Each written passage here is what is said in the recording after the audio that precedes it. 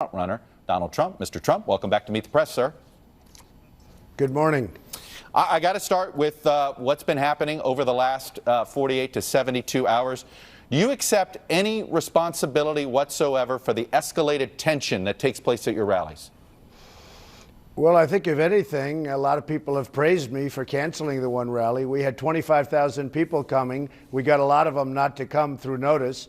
And the rest of them we canceled because we had disruptors out there. That they weren't really protesters, they were disruptors. They were like professionals. They had Bernie Sanders signs all over the place, and they were made by Bernie Sanders people. I mean, these were professionally made signs. And rather than going, which I could have done pretty easily, I would have gone, I would have made a speech, you would have had an awfully big riot, and a lot of people would have been hurt. And I've been given a lot of credit for not going, and everybody dispersed and nobody was injured or hurt or beyond that. But you know, earlier in the week, and look, earlier in the week, there was an incident between a supporter of yours and a protester. And I want to play a piece of sound from a couple weeks ago from you and ask you about it on the other side. There's a guy totally disruptive, throwing punches. I love the old days. You know what they used to do to guys like that when they were in a place like this? They'd be carried out on a stretcher, folks. Like to punch him in the face, I'll tell you. Mr. Trump, 17 days later, that actually happened. One of your supporters decided to sucker punch a protester. Do you accept any responsibility for creating this atmosphere?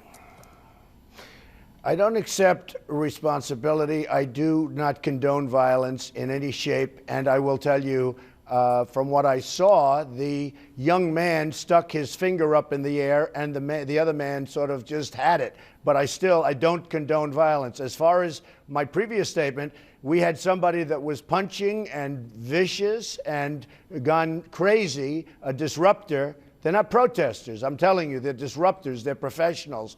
And he went absolutely wild punching.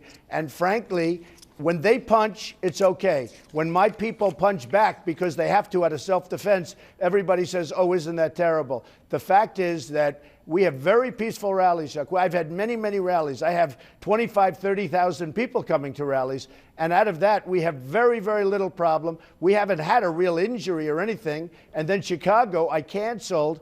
And I did a great thing by canceling it because who needs the problems? Who needs people getting hurt? I didn't want that. But when you instead of getting... But Mr. Trump, when you say, you know, if you see somebody getting ready to throw a tomato, knock the crap out of them, seriously, just knock the hell out of them. I promise you I will pay for their legal fees. How is that not condoning what this older gentleman did to this protester? Well, let me explain what happened. We were told before just as I was going up on the stage, I was told by the Secret Service, sir, there's a person or two people in the audience that have tomatoes. They are going to throw them at you, we think.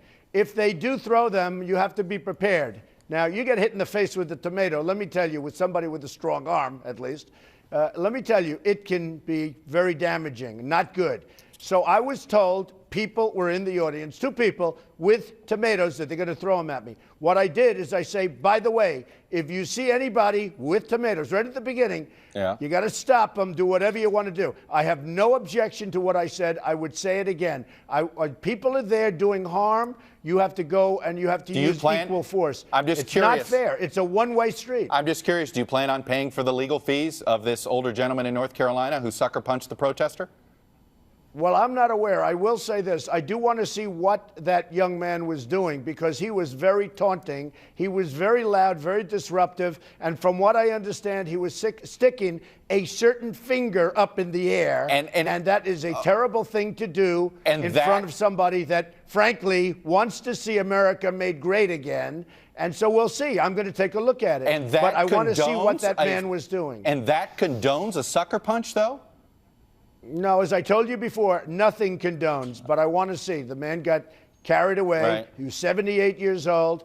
He obviously loves this country, and maybe he doesn't like seeing what's happening to the country. I want to see the full tape. So you but might I don't pay for his condone legal violence. fees. I don't. Well, I'm going to look at it. I'm going to see, you know, what was behind this because it was a strange event. But from what I heard, there was a lot of taunting and a certain finger was placed in the air. Not nice. Again, I don't condone the violence. I don't condone what he did. But you know what? So it's possible not nice you could, on the other side either. It's possible you could help him with legal fees if this man needs it. I've actually instructed my people to look into it, yes. Okay, I want to ask you about the moment yesterday in Dayton. Looked like a scary moment, being rushed to the stage. I want to ask you, you said you praised the Secret Service, but then you said the man had ties to ISIS. That turned out to be a hoax.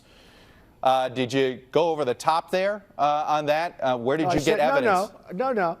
He was. If you look on the internet, if you look at the clips, when he's dragging an American flag. Somebody made that up, sir. He had talk. Well, I don't know what they made up. All I can do is play what's there. He was walking, dragging the American flag on the ground. Is that a correct statement? Was that a hoax too? Was he dragging the flag on the ground and just dragging it along? I'm talking about the ISIS Well, you didn't see the tweet. clip.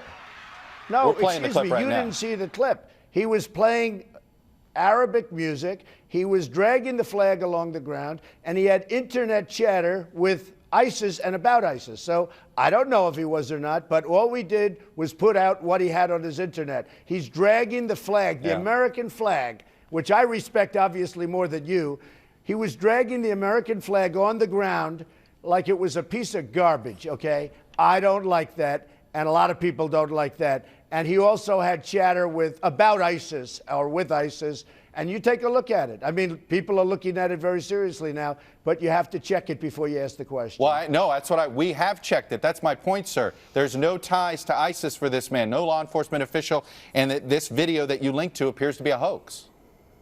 Okay, you just, look, well, was it a hoax that he's dragging the flag? Was that him? It looked like the same man to me. He was dragging a flag along the ground, and he was playing a certain type of music, and supposedly there was chatter about ISIS. Now, I don't know. What do I know about it? All I know is what's on the internet, and I don't like to see a man dragging the American flag along the ground in a mocking fashion. All right, I want to, Marco Rubio said some pretty tough things about you yesterday. I want to play it and get you to react to it on the other side. He doesn't want to say anything to his supporters because he doesn't want to turn them off, because he understands that the reason why they are voting for him is because he has tapped into this anger. And when the person you're supporting for president is going around saying things like, go ahead and slap him around, I'll pay your legal fees, what do you think's going to happen next? Someone's going to actually literally believe it and take it upon themselves. Is Marco Rubio right? Are you afraid to tell your supporters to back off? Look, first of all, Marco Rubio has the worst voting record in the United States Senate in many, many years. He doesn't even show up to vote. He's defrauded the people of Florida. He won't even show up to vote. And I want to tell you, for him to be talking like that is absolutely a shame. I have great support. I have great supporters, far greater than you understand.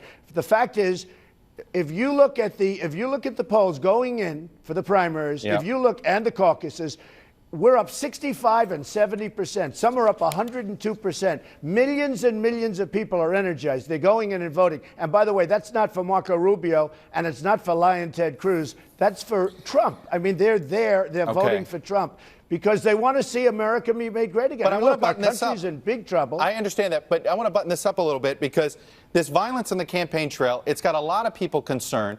And I guess, why won't you go up on stage and ratchet it back? I mean, you've used rhetoric about Islam hates us, surveillance of certain mosques, calling Mexican immigrants rapists. What did you expect? A lot of people say you're reaping what you sow here, that the reason there's so much tension at your rallies is you've used such divisive rhetoric. Do you have any regrets? The reason there's tension at my rallies is that these people are sick and tired of this country being run by incompetent people that don't know what they're doing on trade deals where our jobs are being ripped out of our country, Chuck. They're being ripped out. On ISIS, where we can't even beat ISIS with our military. Our military is not being taken care of. We can't even beat ISIS. On our vets who are being treated horribly. Frankly, they're being treated worse than illegal immigrants. The people are angry at that. They're not angry about something I'm saying. I'm just a messenger. The people are angry about the fact that for 12 years, the workers in this country haven't had a pay increase, Chuck. In 12 years, they haven't had an effective pay increase. So you will not, and that's what they're angry about. You will not call for ratcheting back the rhetoric. You will not call for it. Well, I haven't said anything. That I'm just expressing my opinion. What have I said that's wrong? I mean, I talk about illegal immigration. I talk about building a wall. I say Mexico's going to pay for the wall, which they will. Okay. And all of these things. I mean, what have I said that's wrong? You tell me. The fact is they're really upset with the way our country is being run. It's a disgrace. I will leave it there. Mr. Trump, stay safe on the trail, and we'll Thank you. watch you Tuesday. Thank you, sir. Thank you.